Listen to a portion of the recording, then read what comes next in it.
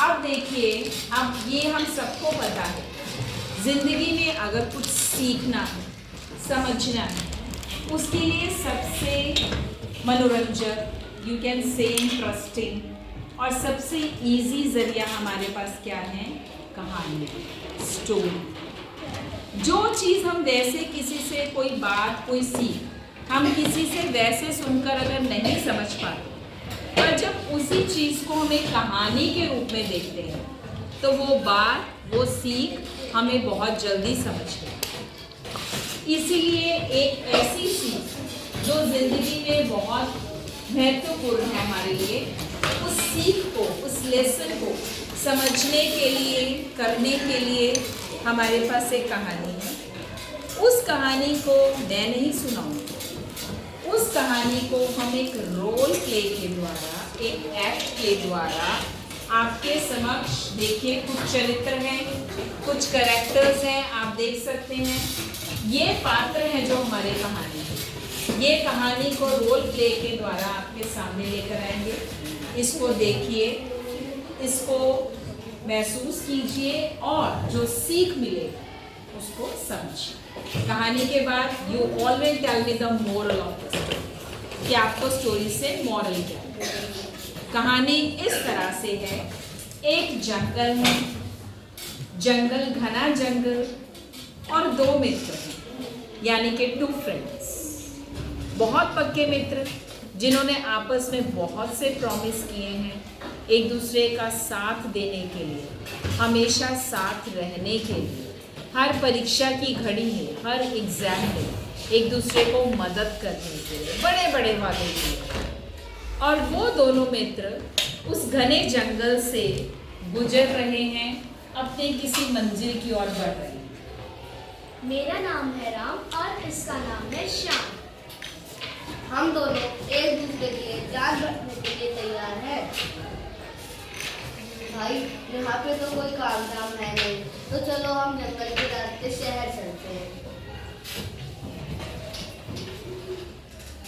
भाई, मेरे तो पैर दर्द होने लगे, चलो कुछ खा लेते हैं।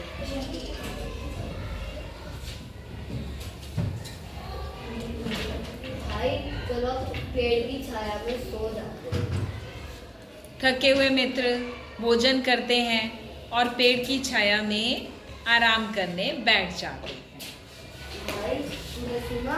तभी अचानक, तू मुझे डरा मत। भाई, सच्ची में भालू की आवाज आई मुझे। हाँ भाई। भाई, यहाँ तो भालू आ गया। भाई, मैं तो पेड़ पे चढ़ जाता हूँ, तुम अपना देखो। भाई, लेकिन हम दोनों तो एक दूसरे के लिए जान देने के लिए तैयार थे। भाई, जान है तो जमाना। मित्र ने मित्र का साथ छोड़ा, उसकी मदद करने से इनकार किया। यही उनकी परीक्षा की घड़ी थी और यही वो कसौटी थी जिस पर एक मित्र को दूसरे मित्र को परखना था, पर वो मित्र इस कसौटी पर फेल हो गया। याद आया, मेरे शिक्षक ने एक बात कही थी कि वृक्ष मरे हुए लोगों को नहीं खाता। तो मित्र ने अपनी युक्ति लगाई, उसको शिक्षा अपनी काम आई, याद आई कि जो रीछ है, भालू है, वो मरे हुए इंसानों को, जानवरों को नहीं खाता।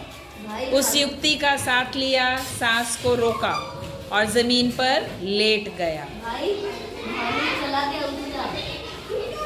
भाई, वैसे भालू ने मेरे कान में क्या कहा? भालू ने मेरे कान में ये कहा कि स्वार्थी मित्रों से दूर रहो।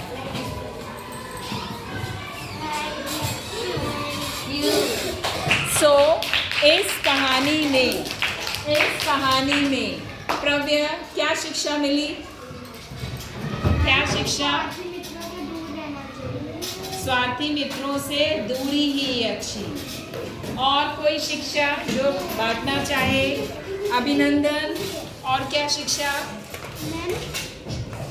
जो भालू था वो मरे लोगों को नहीं खाता। बिल्कुल सही, ये ज्ञान की बात कि भालू मरे हुए जानवरों को नहीं खाता।